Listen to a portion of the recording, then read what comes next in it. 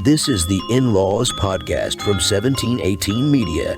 Don't forget to subscribe and leave a rating if you enjoy the show. My name is Arthur. I'm Philip. And I'm John.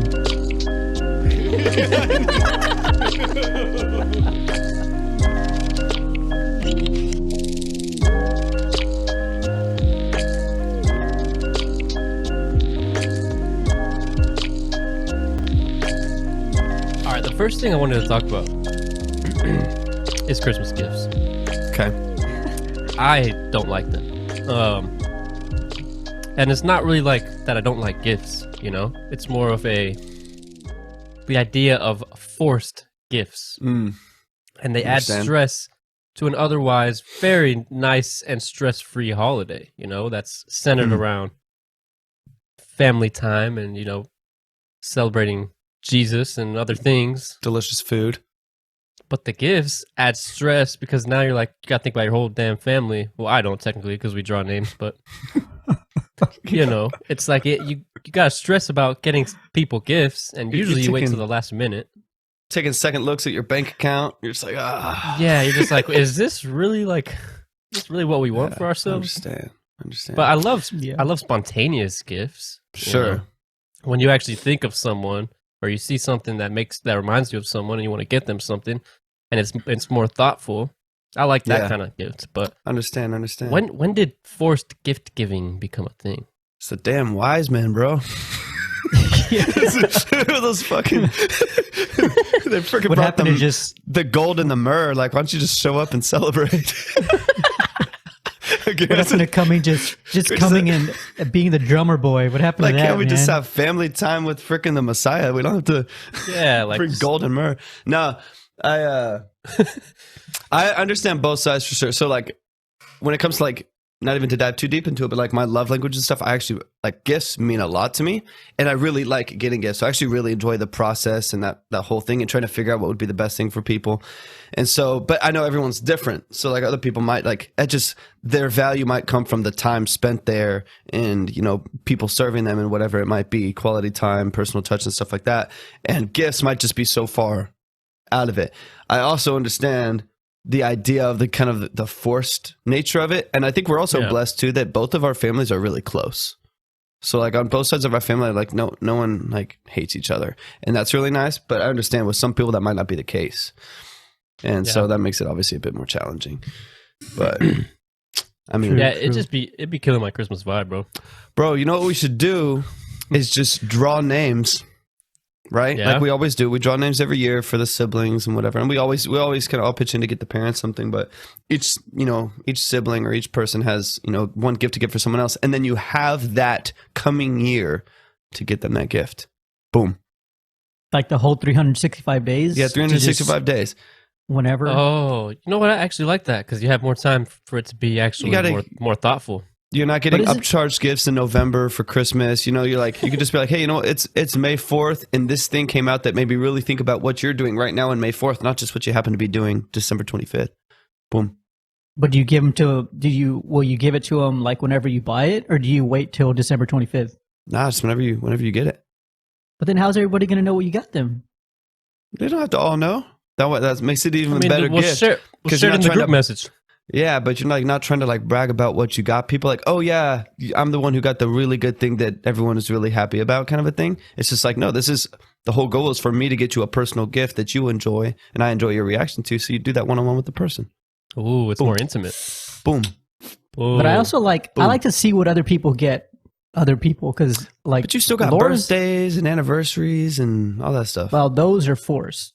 No, yeah, you were born, you freak. I know, you already have your gift. You got another year on this earth. Now I got to get you something? That's more forced. You woke up this morning. Come on. Bro, I mean, we have like at least 3 gift-giving holidays per year. If you count like... per person. Valentine's Day and shit or what? What other gifts are you giving? Yeah, true. Valentine's, birthday... Christmas, Hanukkah. No, I'm just kidding. Diwali. Diwali, yeah. I do like to see what other people get, you know, other people, because like my wife Laura, she always gets like these really good gifts, and I'm like, damn, I know that about that person, and I know they like that, but you went the next step and you like got something that represents what that person likes, and you got it for them. It's almost like you really know that person, like you know that person enough, and then you care about that person to where you always think about, you know, when you see something, you think about them. Yeah. And then you go and get it. That's for me the hardest part, is because I feel like I know people, but then in the moment I'm like, oh man, I bet they would really like that. But then I don't take that next step to go get it. Yeah. And that's why that's why the proposition you guys have for doing it throughout, 365 days would just be so bad for me. I just need to like wait for December, and I'll like just be thinking about it. I could just focus on that one little part. So you need the pressure. Well, I guess to an extent we all do. Yeah. We gotta wait till the last minute. Yeah. I guess here's what it is if we created more of like a culture of generosity throughout the year, it wouldn't be this once a year spend half your income and everyone's stressed and rushing the stores kind of a thing. If it was more like, you know what, I've been thinking about you. Here's something, I think you would enjoy in mid-February. Your birthday, of course, people are going to celebrate you, and that's going to happen. And then Christmas isn't this like, oh my gosh, I haven't done anything or talked to my family for an entire year, but now I have to get them a gift. I think that kind of weird pressure is less healthy than just, and I think we do it a good way. Like the drawing names helps, because then you at least do have, 2 or 3 months by the time we draw it to think about that person and try to figure something out. But I totally understand though. The thing is, like, I know that in December, like I know all, throughout the whole year that in December, I'm going to have to get somebody something. Not I'm going to have to get somebody something, but this is the time of the year that we go out and we buy things for people because of something that happened, way back when. And like I can prepare for it. Yeah, like I can prepare for it, and it's the perfect time. Like it's the end of the year when you want to, like, I guess the way I think about it is most people want to spend that money because they want to get like tax write-offs and stuff. And I think that's why all these, like, they have all these sales and stuff, because it's kind of getting pushed that they want you to spend money at the end of the year so you can kind of bring up your tax write-offs or anything or something. Like I definitely think it has to do with that too.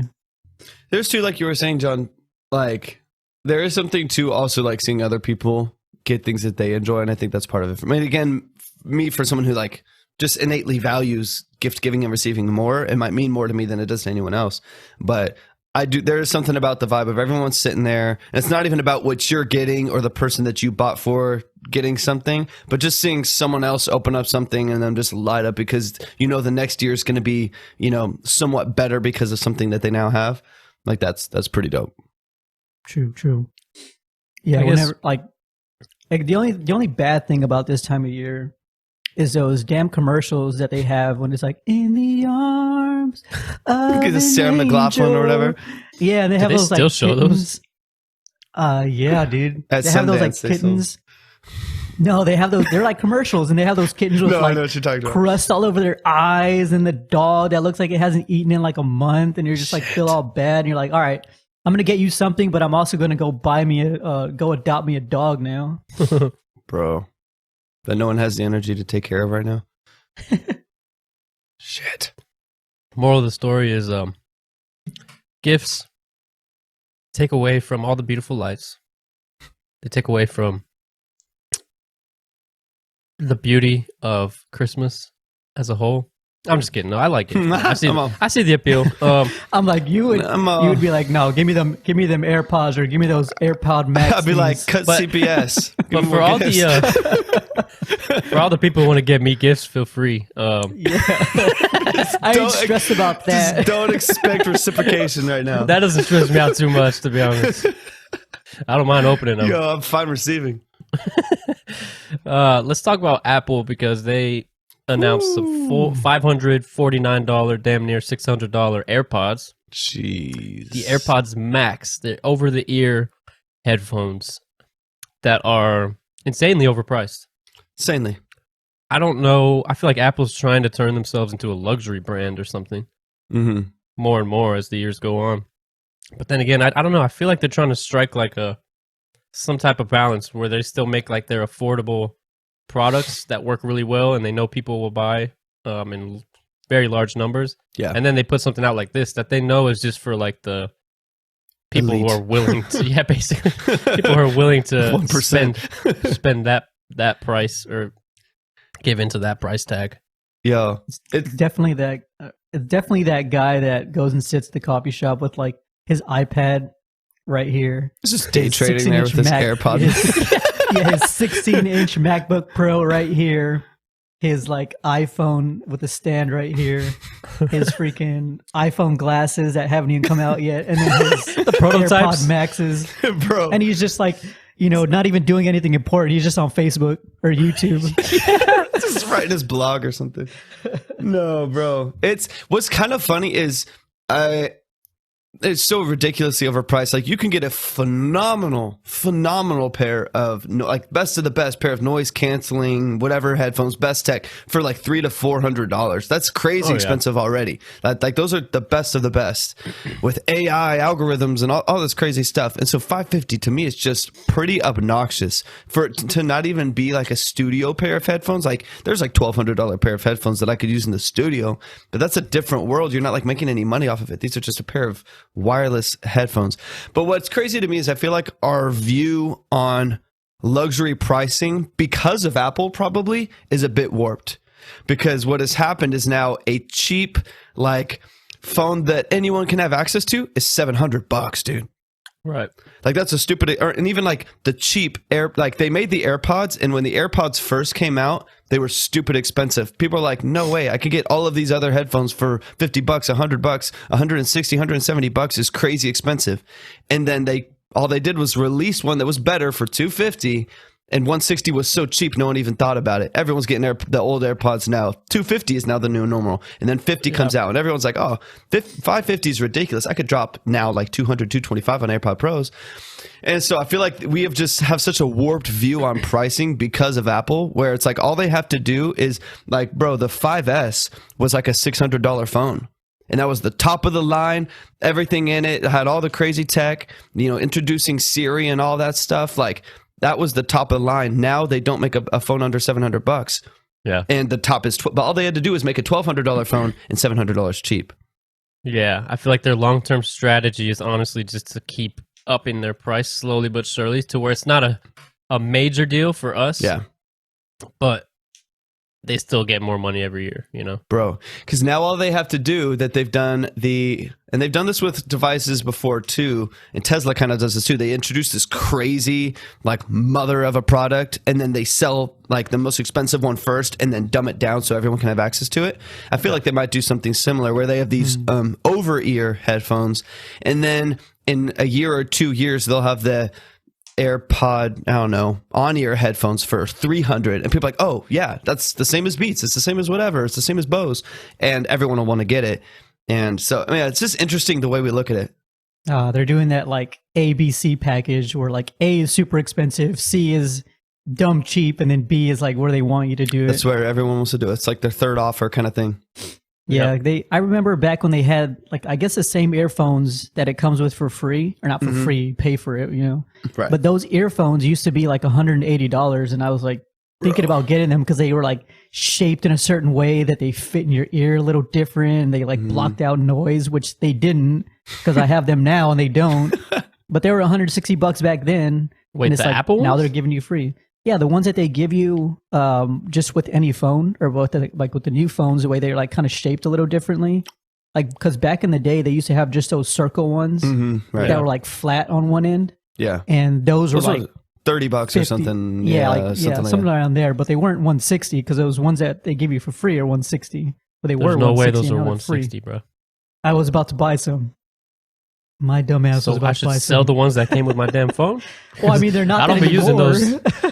I don't be using those. Dude, I actually thought I lost my AirPods the other day. No.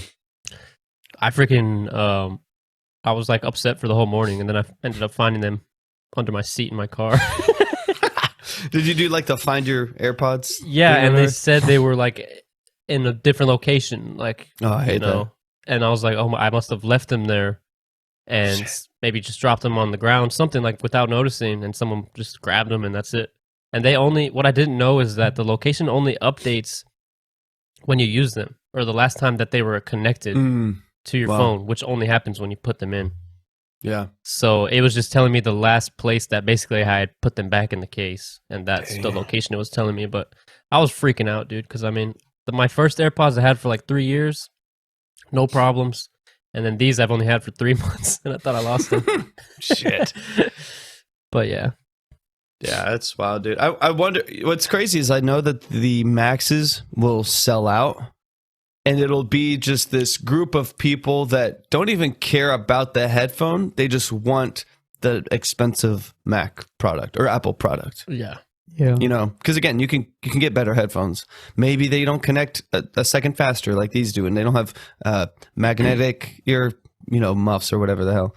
But it's like any dude that I see wearing that, I feel like I just know. Not that if I had millions in disposable, I'd probably buy them. Who cares? But it's like it's just gonna be people who have kind of FU tech money to just like. I was gonna say though that the only advantage they really have is the hardware, like connecting very easily to their other products, and just it's kind of instant. Yeah. But other than that, I mean, I was reading about them, and there's nothing special about them. Like they're noise canceling. They're designed pretty well. They're probably comfortable. Yeah. But they don't have a major advantage over any other similar headphone.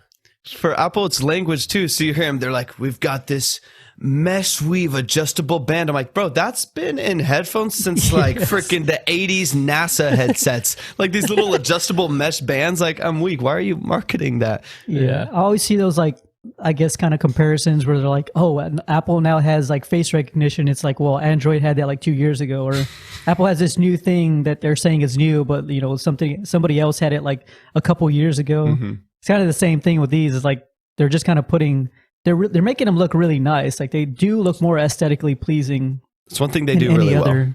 Over ear, right? And like the button layout, and I kind of saw that they had that little wheel on top, which is kind of cool because you don't have like these Bose ones were like probably like $300 back when I first bought them, and they work really well. They're noise canceling, they connect well, they sound good, but like they don't look as like when I saw those Maxes, I was like, dude, those look like expensive headphones. Like when you look at them, they have like different what are these? I don't know what these little brace things are. These over the head ones, like you were saying, like it's this new aesthetic that they're bringing to the market, and it's like, well, it does. They are kind of like bringing like a new look to it. I mean, long story short, I'll be buying them pretty soon. But it's just crazy. That being said, my pre-order should come in 2 weeks. But it's so funny though, because you remember when the iPods first came, or no, AirPods first came out, and they had like all those like. They had, what's that guy's name? He has a YouTube video, and he's like, dudes with AirPods, and it's like, I'm sorry, Trevor buddy, Wallace. I don't speak broke. Yeah. Yes, dude. I hate sorry, that. buddy, I don't speak broke. It's like you do kind of look at those guys like that, but you're like, I kind of want one too. I think originally you did. Now I feel like kind of everyone's walking around with them. Well, he made a second video with the AirPod Pros, and he was laughing about. And he would look at people with the normal ones, or the first you've got that long stem or whatever. He'd be like, yours aren't sticking out. It'd be like, oh, sorry, I wasn't listening to you through my noise canceling. Dude, it's just freaking. It's gonna be the same thing when these come out. He'll probably, I bet you, makes another video. Oh, be like, 100%. Your headphones still fit in your ears. Weird. And the funniest thing about those videos, when he first made them, he wasn't even using AirPods. He was using the original Apple headphones with the wire cut off. He didn't even spend the money. He didn't even own the pods, man. Yo, I'm weak. Oh my god, that guy's hilarious. They did say it had like 20 hours of battery life. I don't know how that. I have wireless over here headphones I use in the gym, and they're okay. They're like $50 that or is $100. Insane. That's 20 hours of battery. That's a lot. I mean, if I go to the gym, I do an hour workout. That means I could not charge that thing for an entire month. If I do 5 workouts a week, 4 weeks out of the month, like that's pretty crazy. Like I don't know how that compares, to be honest, but that's a lot of listening. I don't know how it compares to other similar priced or over the ear headphones, but I think these are 18 hours. Oh, okay. Well, because I just know that these little AirPods, or the Pro AirPods, last like about 5. So yeah, that's a pretty significant difference. But these are also tiny batteries. They're tiny batteries, and the more tech that you're using, like the more you're actually having to use energy to silence other noises and whatever else, the more, like the bigger your drivers are for the bass, the more you're going to have to use. Yeah. Yeah. So I'm probably going to get mine in like a space gray. So, bro, y'all ever watch like Unbox Therapy on YouTube? Oh yeah. Bro, sometimes I just want to, he like just did a video on some new like 87 inch OLED 8K TV, and he'll buy everything himself to review it, but of course he makes it back in the 30 million views he gets on each video. Yeah. And it's just, like they just buy everything. So, or they're given everything. Yeah. It's just insane. At that point, like once they establish themselves, like him and Marquez. Yeah, Marquez Brownlee. Yeah. They have the companies benefit so much by them reviewing their products. So they're probably just being sent every new product. Oh yeah. Just to test out. Man, that's the life. Yeah. That happens in like every market, honestly, because I follow a bunch of like truck guys, like Tacoma guys, because I drive a Tacoma. And there's this guy, and he was just like, he made a video on everything he added to his truck. And I guess he started making YouTube videos of him like driving his truck and, going, on adventures and stuff. And Toyota actually like flew him out to like some desert in Nevada. They let him drive like the 2021 Tacoma with like supercharged, all these other things, and they let him make a video on it. Damn. And they kind of like, they also flew a chef out there for him, and so like when he was camping, like he would like they're trying to cater to these overland people, like this kind of niche, whatever, right? And so they got this guy who kind of is like the head of that niche, and they just like they got him a chef, they got him a new, like they got him to drive the new car, and it was nice. That's like the only level of influence I care to get to. Like I just want to get to a place where companies can like send me different steaks to try out. You know what I'm saying? Like just send me a few like ribeyes and mignons, and we'll get to town. But like mignons, you know what I'm saying? Nice, bro. Yeah. That's the life.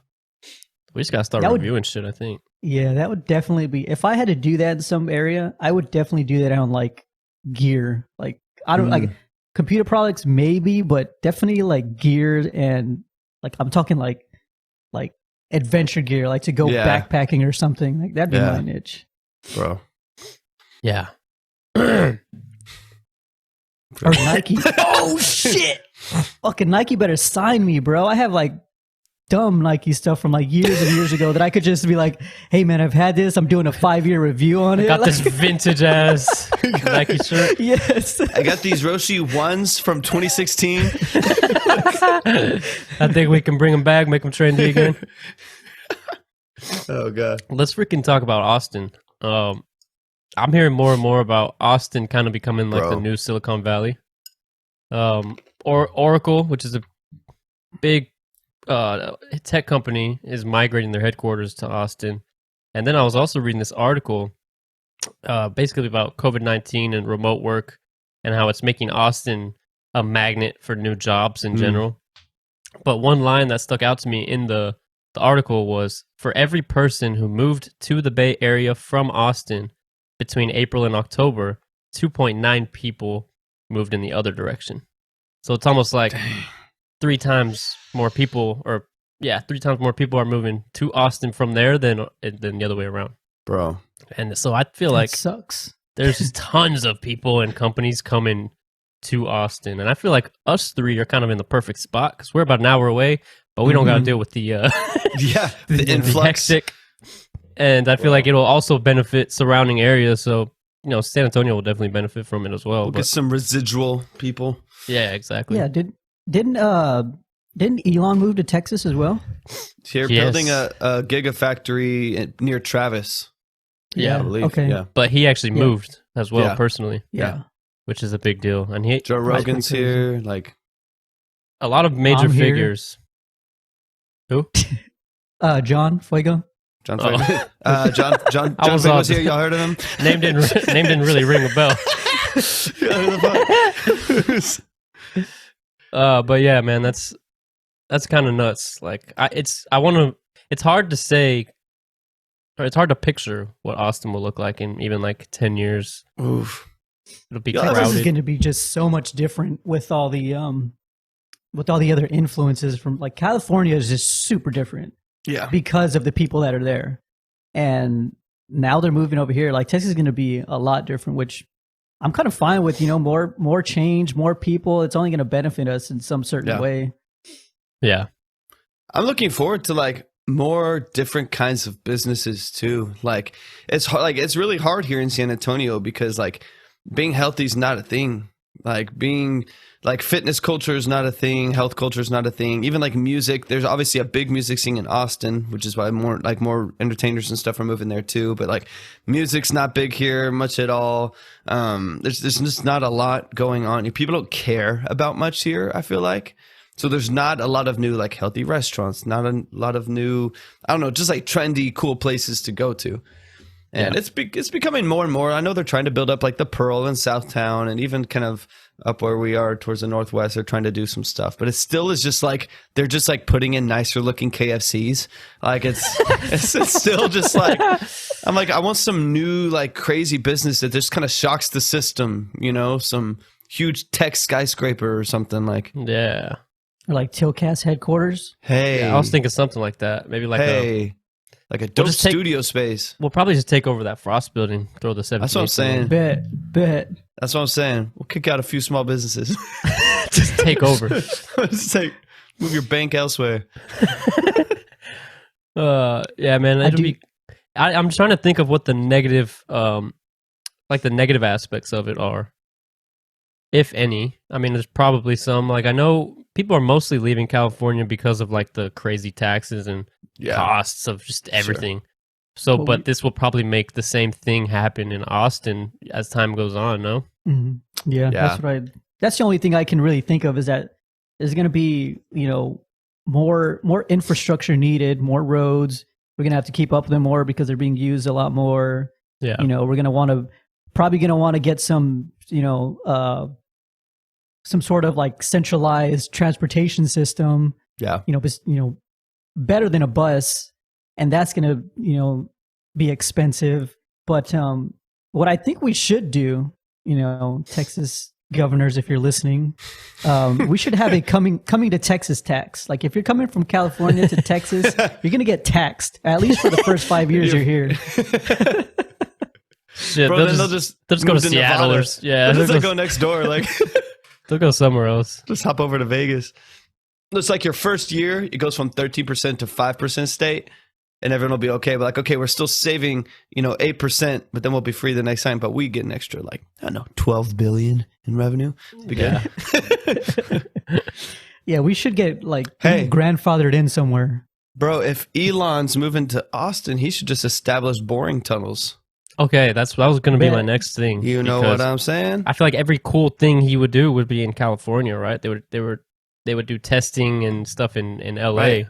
And we were just like, okay, sounds cool, but we don't benefit from it. But now, hopefully he'd start doing some crazy shit here. I want some tunnels. I want some tunnels. Right from San Antonio to Austin? Hey. A tunnel from there? Hey. That would be legit, bro. Just because 35 sucks, dude. It's like 3 lanes on one of the biggest highways in the nation. And they're doing 50-year period construction. So. Bro, they're still working on the first overpass by the Forum. And they got 14 more to go down the highway. Bro, Jesus.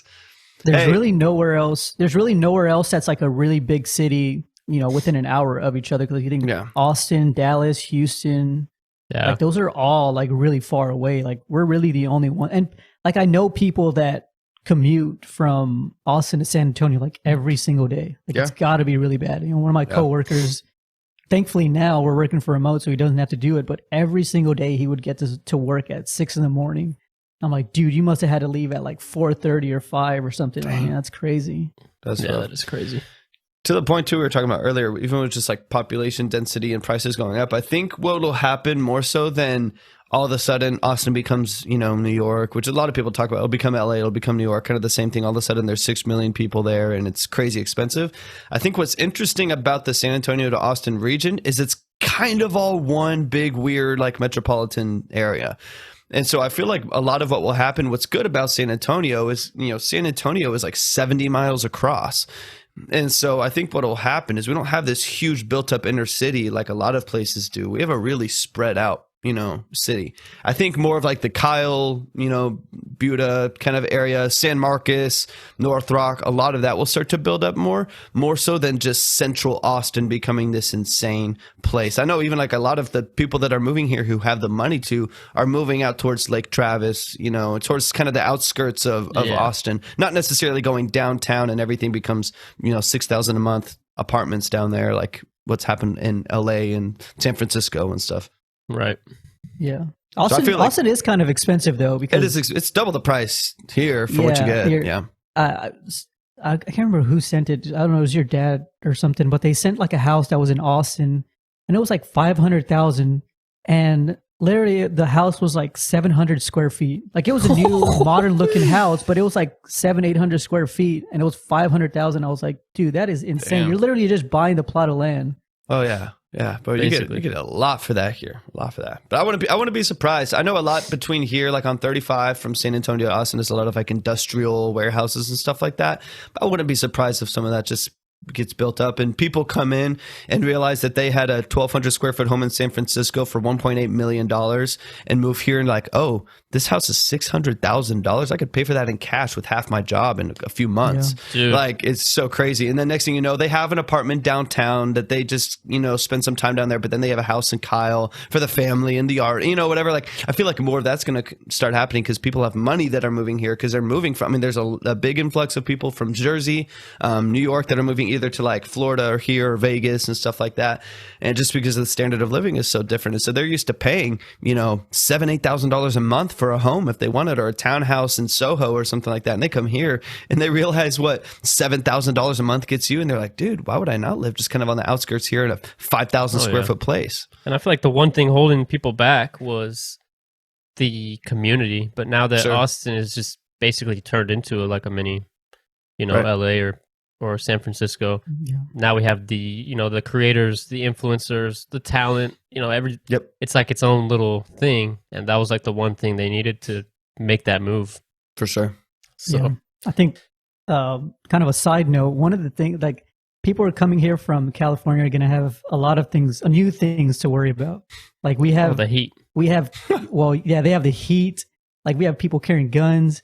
We have, like, oh shit. Texas is like, I know San Antonio is, I'm not sure about Austin, but San Antonio is like the hub for, like allergies. Like we're in like this region where we just get like this circular wind and it just stirs up everything. And like, if you don't have allergies before you got here, like you will have them when you get here. And so I don't know what doctors deal with allergies, but damn, people are going to be making some dough. They're all moving over here too, that's for sure. Shit. Yeah. I know. It's like, hey, this is a spot to be. We had no clients in freaking Sacramento. Yeah. Bro, we got tiger ownership here. We've kind of got a couple things going for us. Dude, yeah. That's like the main flaw, I think, is the weather. For sure. For someone who's like weighing the pros and cons, I would say it's definitely probably the top of the list. 100 degree is not intriguing for anybody. For 80% of the year. Yeah. Yeah. It'll be fun. And then they're going to go to the beach and be like, what the hell is this? This ain't California beach. This isn't a beach. Who've been shitting in this water? That's what yeah. What are all these freaking blue bloppy things on top of the beach? Have you all gotten a chance to listen to Man on the Moon 3? Yes. I have not yet, dude. Yeah, I had it on in the background. The first, I want to say the first 6 songs, I was feeling it. Man, I am so happy. Didn't like it? Oh, you did? I was like, dude, I liked it, man. I'm so happy, bro. Like, I feel like this is the perfect continuation of the series. And I honestly hope there's a Man on Moon 4 and 5 and 6 and 7 and 8 and 9. Because I feel like the first 2 were like, man, just iconic in my mind. And they were almost 10 freaking years ago. That's crazy. Those came out. And I love that he, even this many years later, he was able to like hone in on that sound and kind of go back to his roots and do like a really freaking good job at it. Yeah. Just feels good to hear him rapping again. Yeah, I was going to say it definitely is like almost sounds like it definitely sounds like number 3. Like it sounds like it's coming right after number 1 and 2. That sounds kind of weird to say, like, duh, it's number 3. It comes after 1 and 2. But like the sound of it sounds exactly like where he was progressing that sound. You know, he went off on like these little different side projects that just, they didn't sound, I guess that's kind of like what his vibe was at that time, but they weren't Man on the Moon sounds. And you can, like, it's really weird, but you can tell the difference of like where his head was, and like it's trippy good rap. Like I like it. Oh yeah, and I feel psychedelic. Like he got to a point where he because he actually talked about this in a new interview he did with Zane Lowe, but he got to a point where he felt like he wasn't being respected as like an MC in rap, which made him kind of stray from the hip hop genre in general. Yeah. And now he said one of his focuses, and actually Travis Scott had a lot to do with this when he was in the studio one time with Travis. And Travis told him, like, dude, for me, it's like hearing you rap, like, you know, like the bars is like what we like. And then Kid Cudi kind of took that to heart because he was like, okay, if Travis is saying it, that's what the kids want to hear. Right. You know what I mean? So he went into this album kind of going back to focusing on like raps, basically. And not only that, obviously, with him, you get like amazing humming and freaking choruses and all kinds of interesting sounds. Great hooks, and stuff. Dude. Yeah. So I love that he found that balance again. And he has a song that I thought I would never hear him on that kind of track, and it's the one with Pop Smoke and Skepta. Yeah. It's like almost like a trappy drill beat in a way. Yeah. And that was kind of crazy that was on there. And I honestly don't even love that song, but it was just interesting to hear him on that kind of song. Yeah. Even just like I've only heard like a few clips of it as I've been like hearing people talk about it, but I haven't just gone through the album yet.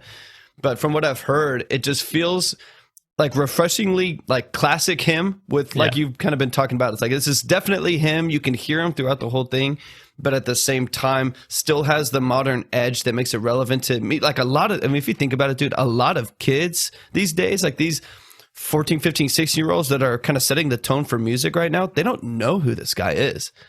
You know what I mean? Like it's not as relevant to him. So for him to still be able to cross that bridge and all of us and our generation get hyped for it, but still have relevant enough music that is still going to make the charts. It's still going to be in freaking TikTok and whatever else, but it's definitely going to set the tone. Like he did a really good job from the few clips that I have heard of creating that balance between what's classic to him, what is still his, you know, musical identity, and still kind of pushing the envelope of what people want things to sound like now.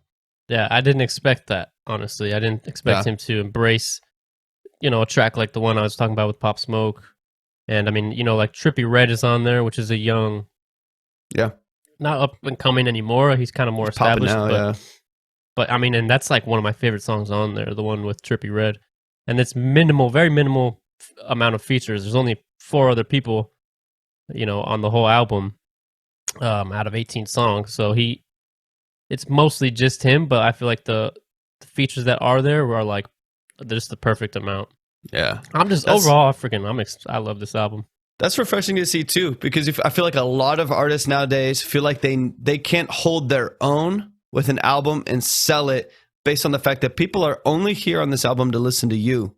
They have to have like literally, I mean, some albums that have come out, it's like literally every song is a feature with someone else. And I know some people want to hear the features. They want to hear this person with that person and they want that vibe. But I mean, everyone wants to hear Drake and Scott, you know, everyone, you know, people kind of live for that. But at the same time, to kind of create a project with the understanding, like, no, if people listen to this, they're here because of me. That takes like a lot of like confidence. That's a bold move nowadays in the age of features. That's very true. Yeah, you see a lot of feature stacked albums these days. Oh, yeah. Everything just looks like a DJ Khaled album. It's just freaking 4 artists per track. Damn. Yeah, those are nuts. Yeah, I'm giving it a 2 thumbs up. Yeah, 100%. It's like it's one of those albums where you can just kind of listen through, and it's like there's not really any misses. Like at least for me, obviously it depends on your taste. Sure, but it's just a very easy listen to just either shuffle or just play through, and you'll definitely enjoy it. I think so. That's dope.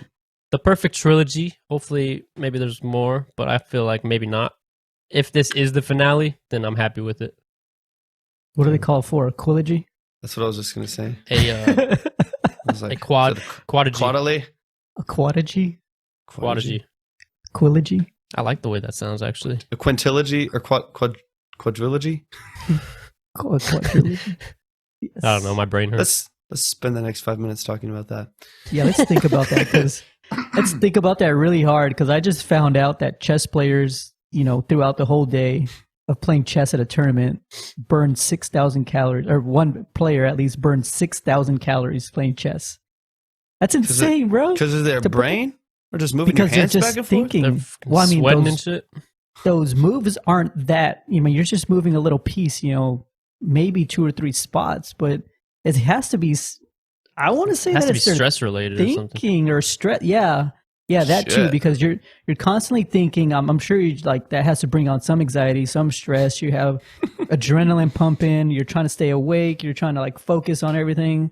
Yeah. And jeez, burning that much calories is crazy, man. That seems like that might be the extreme amount, though, right? So this is somebody that was playing a tournament, 8 hours, and he was sitting down, and he was just constantly playing for 8 hours. And he was tracking it on his Apple Watch or what? No. Somebody hooked up to him, some university did a study on this guy. I guess they were noticing that these chess players were losing weight, and all they were doing was just sitting down, moving these little pieces. They weren't doing anything extraneous like you would think, running a mile or something. And so these guys decided to track a chess player throughout his whole day at a tournament, and they found out that he was burning 6,000 calories. Yeah, they say it's due to tripled breathing rates, elevated blood pressure, and muscle contractions. Jeez. There you go, buddy. Nuts. Insane. That can't be healthy.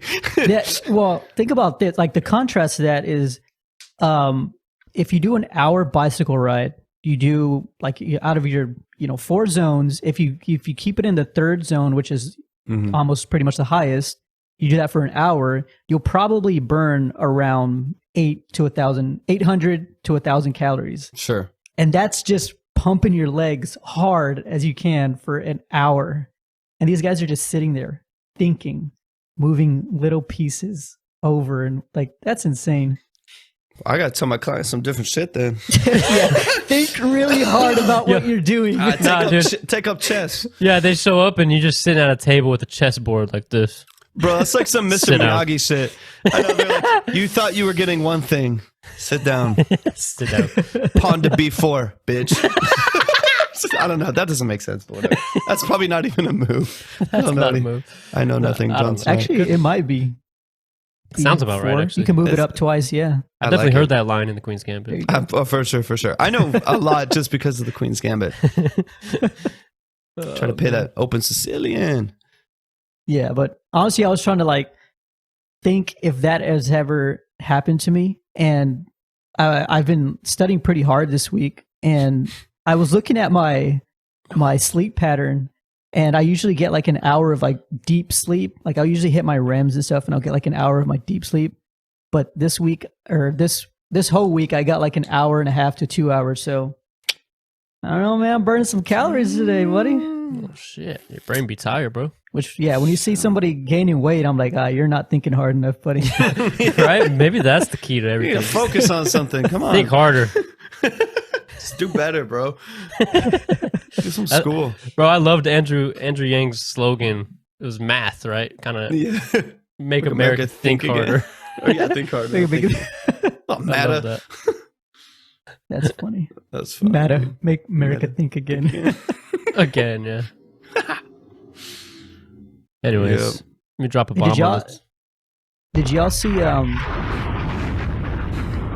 don't know why I did that. Go ahead. A while back, this F1 driver, he got into a really bad crash. Did we talk about this already? We talked about crashes. Anyway, well, there was this F1 driver. I can't remember his name. It was Romani or something. He actually he got, I guess they were in a race. They were coming out of a turn, and he went across somebody's wheel, and it kind of popped him up, and it threw him straight into the guardrail. Well, his car, I guess a safety feature is it breaks in half, and it sends the engine and the gas one way. It's supposed to work like that. But he hits this rail, and he's like sandwiched in between the top of the rail, the bottom of the rail, and like his cockpit is kind of like in the middle of it. And his gas tank is actually stays with the cockpit, and so it's with him, and it catches fire. And so the car's on fire, and like the way the camera kind of pans to it is just like, oh, but there's a crash, blah blah blah. And they kind of pan to it, and you see this guy like struggling to get out of his car. And so finally he gets out of the car, and somebody like pulls on him, and you know, he gets out, which is like great, whatever. But then they kind of like go back to it, and they're like, you know, just focusing on it to where he first hits the guardrail. And dude was in there like for 20 seconds while the car was on fire. Jeez. And like his suit, I guess, is rated for 20 seconds. Like I guess that's their one of their features. His suit's rated for 20 seconds. So from head to toe, his helmet as well. But his gloves are only rated for 10 seconds. And so his hands like burned up real bad. So you can see him like trying to get out, like push himself out. And his hands like he's like, my hands. And like, man, it was bad. I don't know if y'all got... Oh, it was like maybe a couple weeks ago. Dang. But yeah, they had an interview with him, and man, it's so scary. So the actual time that he was in the car while it was on fire was like 20 seconds, right? And he was like, it felt like a minute and a half to me. Like I remember like every single thing. So the cars have this. So like when he hit the barrier, he got sandwiched in between the top and the bottom barrier. And so the cars have this thing called a halo, and it goes over top, so they can. It's just kind of a new feature. And so that thing kind of saved his life, because if he would have hit that barrier, it kind of would have decapitated him. But since that halo was there, it kind of pushed it over him. Damn. Well, he's trying to get out of the car, and he keeps hitting the halo. I guess after he realizes that the car's on fire, like he said, he looked around and he was like, wait, we're driving at night. Like there's no sunset. And so like after a couple seconds, he's like, oh shit, like I'm on fire right now. And so he's like trying to get out. And so he's trying to like get up, and he keeps hitting that halo thing. And he's like, he said he stopped, and he was like, all right, I guess this is where it ends. Like, I guess this is kind of like he said he like had this peace come over him, and he just like stopped fighting for like a couple seconds. And then after that, he was like, like he started thinking about his family, and he was like, I got to get out of this car. And so he tries again, and finally he kind of like moves his body, and he gets out one way, and his foot's stuck. He's like, oh crap. Now he has to sit back down. Jeez, dude. And he kind of like, I guess he kind of gets that whole thing again where he's like, I guess this is how I go. And then another couple seconds go by, and he's like, no, I got to get out. Yeah, this is the longest 20 seconds of my life. Good Lord. Yeah. And so he's pulling on his foot, trying to get it out. And he notices that his hands are like burning. And he's like, oh crap, my hands are burning right now. So he's pulling on his leg, trying to get it out because his foot's stuck on the pedal. So he finally gets it out. His shoe comes off. I'll just say his foot comes off. His shoe comes off. So I was like, man, lost a foot after all this. Oh, damn. I would have So he finally gets his. Yeah. So he finally gets his foot out, right? And so he's trying to get out, and so he can't get past his halo. And he's like, oh crap, this is how I go again. Like 3 times I'm going to try to get out, and I can't get out. And finally somebody just like pulls him, and he's like, oh my God, somebody's here to save me. And they pull him out. He gets out. And like when he gets out, you could just see this, like the smoke like coming off of him. He wasn't on fire, but the smoke was coming off of him. He was looking at his hands, like he didn't have a shoe. Dude, it's crazy. What the heck? Freaking longest 20 seconds ever. That was an experience. Jeez. For me even. It's like I'm feeling kind of a little stressed. I'm losing some weight right now. I feel like I'm on fire, bro. I'm burning some calories right now, bro. I did that, yeah. So you guys could think about it and stress and maybe burn a few calories while you're here, you know? I'm going to lose a couple pounds today. Yeah, I can imagine racing. That's like a crazy people sport, like man. They like simplify. Like I'm just going around in a circle. So all you got to do is like, dude, that's just kind of crazy. Like 200 miles an hour, 200. Bro. That's it. Yeah, that's wild. And same thing. You're thinking the entire time, man. Mm-hmm. Yeah. The other thing I'm thinking about is like, you're in these suits and these cars going fast, and I highly doubt there's any AC in there. Oh, I don't know. Yeah, I'm assuming they strip those things as clean as possible. Oh yeah, mm-hmm. and like that's got to be hot as hell, bro. Yeah, I never even thought about that actually. I have seen some people just on YouTube like walk through like their like workouts and like training regimen for like NASCAR and stuff like that. I mean, and they train like intense, like super like crazy hit cardio, Olympic compound lifts and stuff, just because of there's no ABS and traction control keeping you in your spot, whatever. It's like you are controlling this car going 200 miles an hour, making those changes. Your legs are working constantly back and forth. Like it's like a pretty intense process. Obviously, we just see 40 cars go around in a circle for 4 hours, but to them, it's actually like a very rigorous kind of training you have to do to make sure you literally do have like the lung capacity and muscle endurance and are able to keep solid blood flow to the brain to be able to think about these things all the time. That's pretty insane, dude. Yeah, that is nuts. I don't know if I could do it. I wonder how they go pee in there. There's no way they don't have to go pee in there. They look to piss themselves. Depends. Actually, sponsored by Depends. These desert racers, they go on these like 24-hour like desert races, and they have like catheters stuck inside their penises, and they have like bladder bags strapped to their legs, so they can just like that's so extra. Be drinking fluids. There's a better way, bro. Just do a shorter race. Yeah, just cut it by 8 hours and we'll all have a good time. Like, just don't drink for a while. Like, oh my God. I can't not. No. Listen, people weird. They put some lube on it, Okay, but they make it easy. This is so weird. This is like the useless facts that I have in my mind, like that stay rent free. Like, bro, you say it's useless, and you say it's useless until you do like a super Ironman for 130 miles. Right. So you do it, and you're in second place, and that dude's only like a quarter mile ahead of you, but you got to go. You say, "I'm really glad I got to pipe up my," and I can just go. You know to add to those useless facts, for some reason, I know how snowballing off of that. For some reason, I know how a fighter pilot goes to the restroom when they're hundreds of thousands of feet in the air. They have these little bags that have beads in them, and they just piss in these bags. Or they have to put it on autopilot so it stays level, and then they start pissing in these bags. The pebbles that are inside, they expand, and so it doesn't splash everywhere, which is... Oh, and then women, they have like diapers. Bro, imagine you just hit some turbulence though, and just like, oh shit, stuff starts flying everywhere.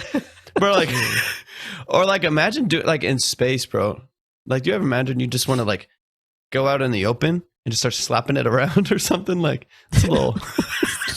Yeah, see, that would what actually are we slapping around, buddy? No, just like, it's just kind of...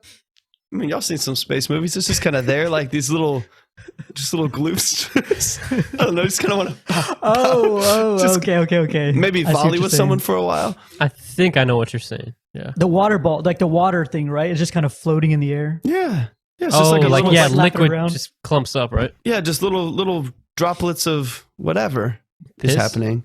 Sure, and you just blah blah.